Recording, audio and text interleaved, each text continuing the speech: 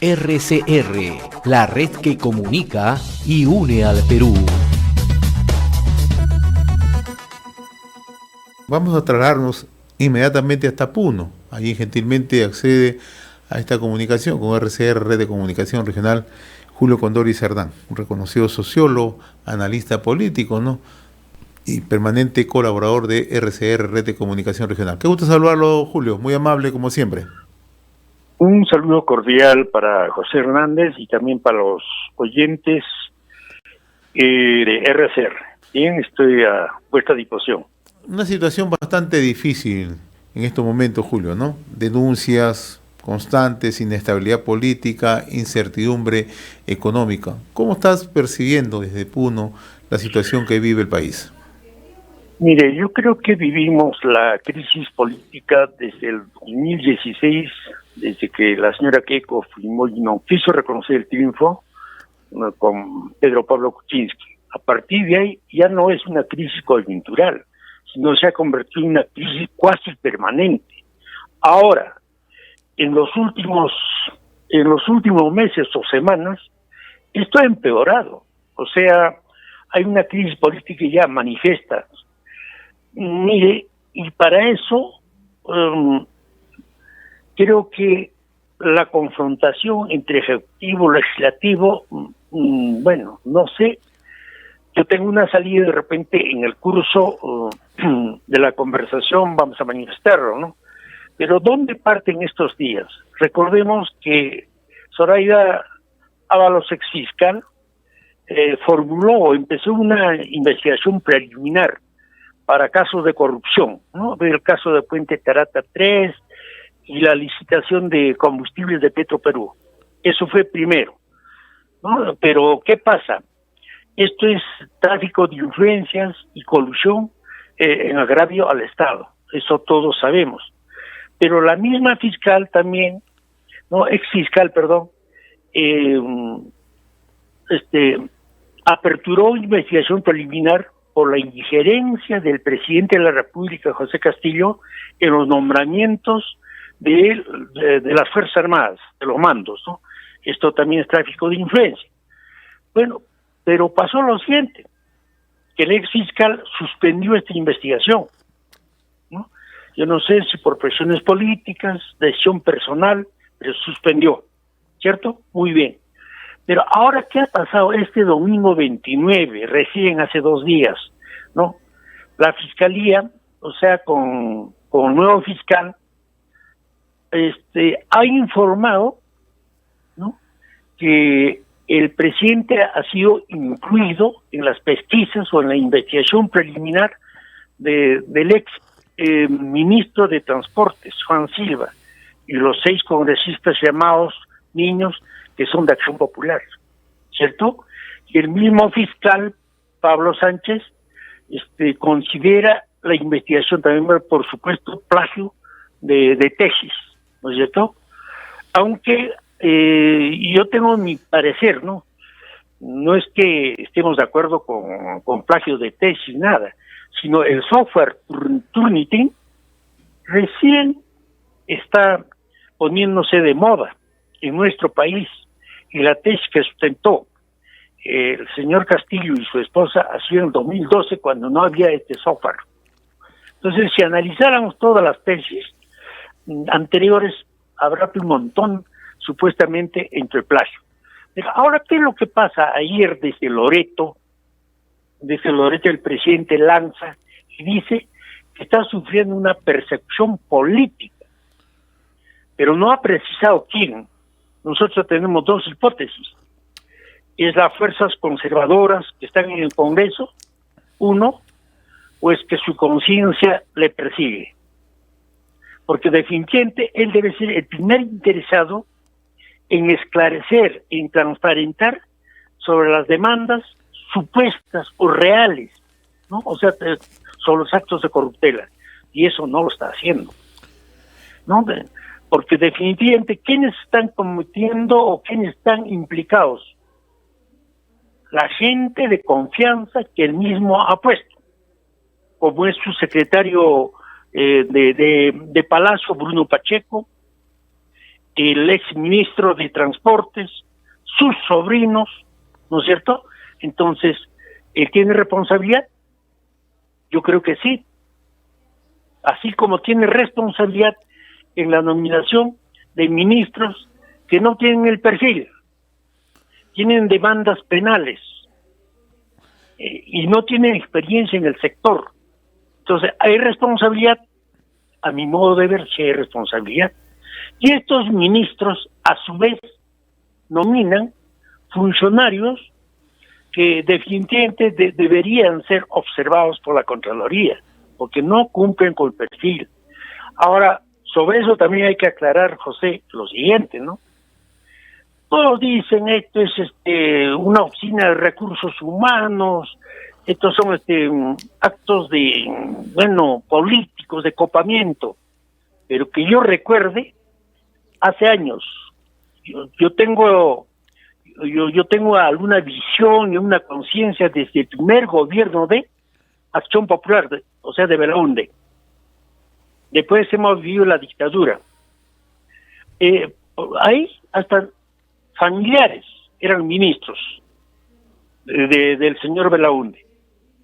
Ya cuando se vuelve a la llamada democracia, lo propio, yo digo, actos de corrupción, pero que la prensa o los medios de comunicación concentrados jamás transparentaron. O si no, yo recuerdo de unos barcos de Pachité y no sé qué más, ya, que el Estado peruano tenía que pagar como $71 millones, ¿no? Por unas chatarras. Eso no ha sido acto de corrupción. O en el primer periodo la pérdida la página 11 del IPC, del International Petroleum Company. Lo propio en el primer gobierno de Alan García. ¿Se acuerdan del tren? ¿Se acuerdan otros casos? O posterior los petroaudios. Entonces, eso no ha meritado tanta atención por parte de los medios de comunicación. Pero ahora, si tose Castillo, lo sacan. Al día siguiente, ¿sabe que ha tosido? Que no ha tosido, no ha tosido. Julio. Entonces yo también pienso de que los medios de comunicación concentrados, creo que están exagerando, están contribuyendo a la crisis política. Porque definitivamente hay responsabilidades, sí hay responsabilidades. Como también yo puedo reconocer, José, hay algunos casos positivos, por ejemplo, la observación a la ley de SUNEDO. Eso para mí es positivo. Yo puedo discrepar con este gobierno porque no soy de su partido, no es cierto, pero ¿cómo vamos a estar en contra de la reforma universitaria? ¿No es cierto? Claro. Entonces, por ejemplo, solamente voy a sintetizar lo que ha pasado con una universidad privada en esta región. Ha habido gente que ha sacado título en 3 años. Gente por pactos colectivos. Una secretaria ha llegado a ganar más de 15,000. Por pactos colectivos.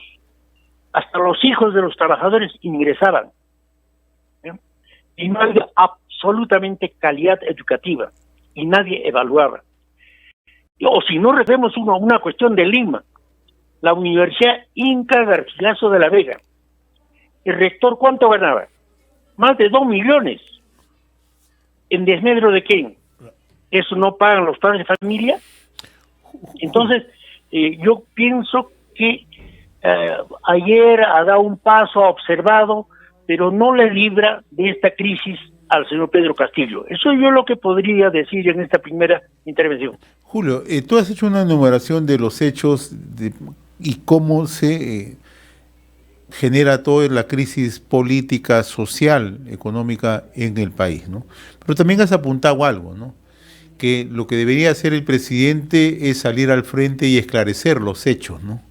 Que sería una muestra, ¿no?, de transparencia, una muestra además de brindarle la información y descartar o desterrar lo que él señala que son acusaciones sin ningún tipo de fundamento, tanto de parte de la oposición como que también dice que hay exceso de parte del Ministerio Público, ¿no?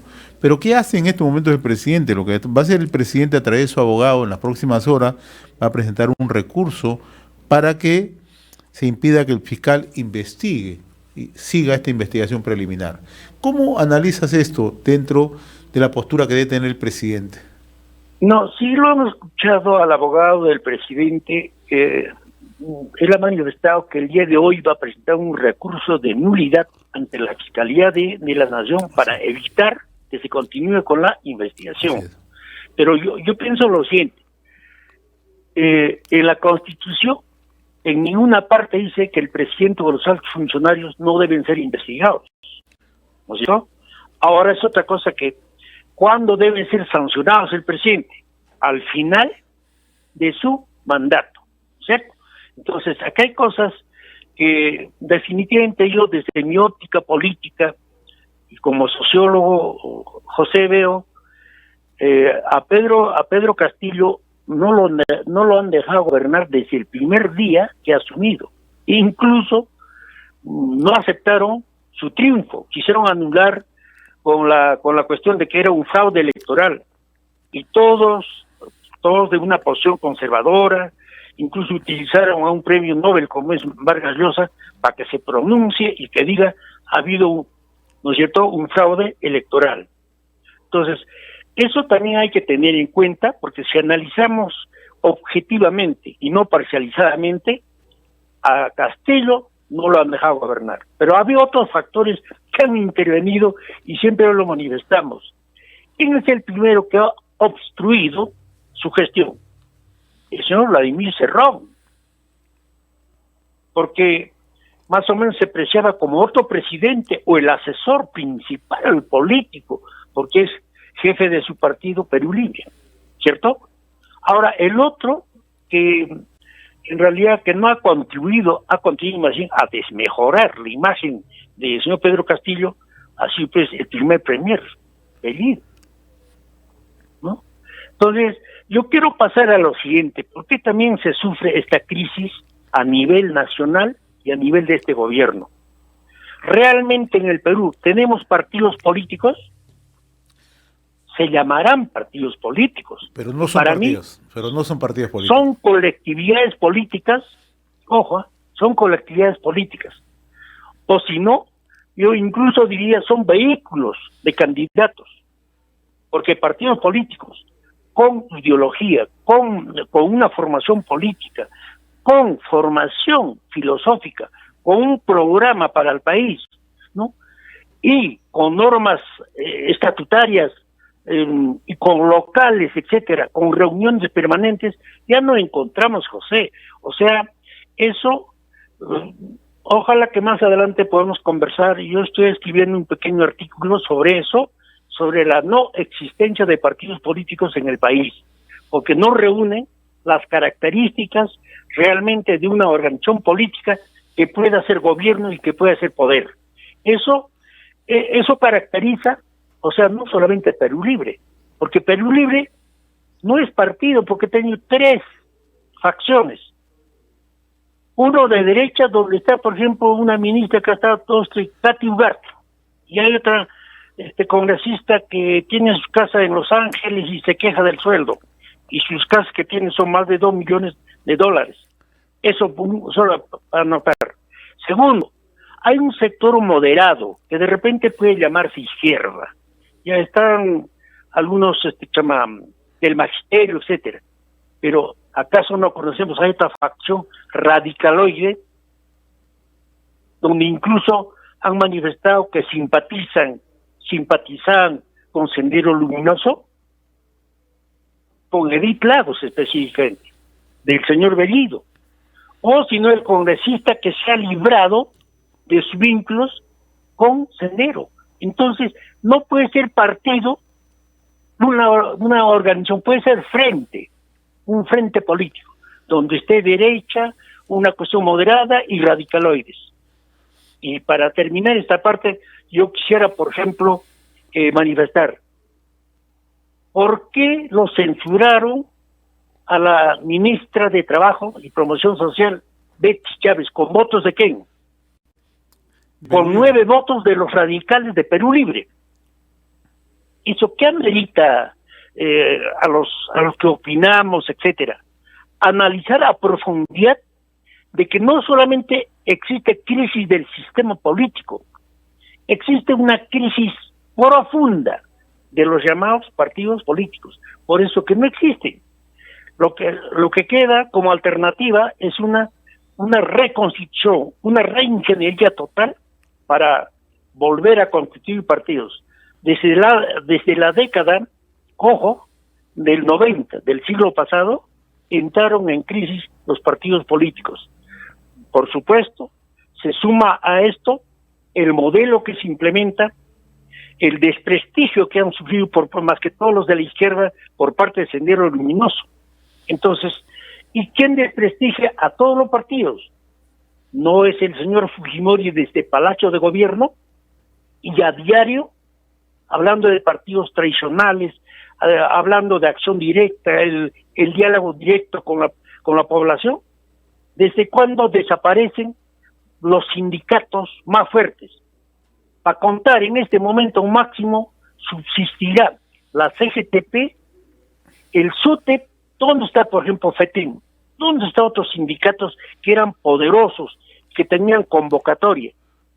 Entonces, ha habido toda una labor antipolítica, ¿no?, desde ese palacio. O sea, yo llamo o denomino a una ofensiva ideológica y política del modelo neoliberal. Ahora, entonces, Julio, estos son los factores que confluyen a la crisis política que en este momento se ahonda, se está profundizando en el país. Ese es el gran problema, José. Ahora, finalmente, Julio, en este panorama que nos has trazado, ¿no?, la figura del presidente Pedro Castillo, ¿no?, en algunos casos todavía mantiene una aceptación de un grueso de la población, pero si nos atendemos un poco a las visitas que el presidente está haciendo a través de la sesión descentralizada del Consejo de Ministros, ¿no?, vemos que todavía ya no engarza con lo mismo, digamos, con el mismo ímpetu, con la misma velocidad, ni con el mismo énfasis cuando estaba en campaña. O sea, poco a poco va perdiendo esos bolsones que votaron por Pedro Castillo, que lo apoyaron a llegar a la presidencia, ¿no? Plenamente de acuerdo contigo, José, porque en estos momentos, de acuerdo a las últimas encuestas del Instituto de Estudios Peruanos, solamente, o sea, lo desaprueban 70%, y le daría un voto de confianza el 21%. Ahora, si hablamos del Congreso, tiene una desaprobación un poco más del 80%, ¿no? Igual la presidenta del Congreso.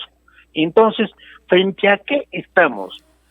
Frente a una crisis de gobernabilidad por parte del Ejecutivo y a una crisis de representatividad. Y eso que amerita reflexionar seriamente como en estos días también en la misma encuesta, el 67% está aceptando ya que se vayan todos, o sea que haya adelanto de elecciones. No es la primera vez que coincido. Yo creo que a partir desde el febrero, cuando se plantea un nuevo gabinete, Valer, etcétera, yo dije que esto iba a entrar en crisis definitivamente, porque si se preciaba de izquierda, estaba por lo menos con una izquierda moderada que dirige Verónica Mendoza. Y a partir de ahí, la izquierda llamada democrática, etcétera, ha retirado su apoyo, hoy absolutamente no quiere saber nada. En lo que respecta a esta región, ¿no?, la gente democrática, la gente que votó por el cambio, o contra Keiko, contra el modelo, por una nueva constitución, ya ha perdido fe en Pedro Castillo. Es una pena, ¿no?, porque como hubiésemos querido, discrepemos o no, que acabe los 5 años, pero con crisis tras crisis política, enfrentamientos diarios con el poder, con el Congreso, no vamos a absolutamente lograr nada. Esto es la crisis en las alturas, pero nadie está viendo, José, la crisis económica y la crisis alimentaria que vamos a sufrir como consecuencia, ¿no?, de la crisis climática y de la conflagración o guerra que existe entre Ucrania y Rusia. Porque, ¿por qué no llegan fertilizantes o por qué subieron de 60 soles promedio a cerca de 300 soles? 1, 2, el maíz o el trigo. porque nosotros somos importadores, no producimos. Entonces, ¿qué se viene lo más pronto? Es una crisis alimentaria que nadie lo está señalando seriamente, o al menos en esta región nosotros hemos venido planteando que no hay políticas públicas serias para el sector agrario, no hay apoyo para las comunidades campesinas, parcialidades y pequeños productores agrarios, o lo que se dice la economía familiar. Entonces, ese es el problema. Mientras están peleando el Poder Ejecutivo y el Legislativo, no nos damos cuenta de que lo que más vamos a sufrir es una crisis alimentaria. Como consecuencia de la falta de fertilizantes, muchos no van a sembrar lo que venían sembrando, ¿no?, a nivel nacional. Muy bien, mi estimado. Entonces, de que sí. No, sí, culmina, por favor, culmina, te agradezco. Culmina. Ya, en todo caso, yo pienso de que, José, aparte de la crisis política, económica, de la crisis sanitaria que todavía no salimos, lo más significativo va a ser la crisis alimentaria a nivel nacional, por los factores externos e internos que hemos mencionado. Muy bien, mi estimado Julio Condori, como siempre muy agradecido por esta comunicación con RCR, Red de Comunicación Regional, ¿no? Y es la mirada, ¿no?, desde el interior del país que nosotros siempre brindamos a nuestros oyentes, ¿no?, en distintos puntos del territorio nacional, ¿no?, para que se puedan plantear, ¿no?, y sobre todo, ¿no?, establecer, ¿no?, cómo estamos en el país.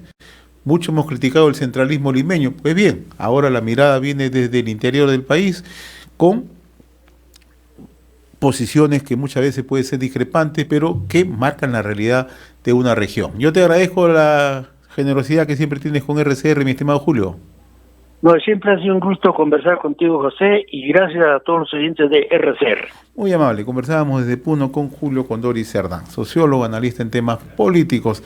RCR, la red que comunica y une al Perú.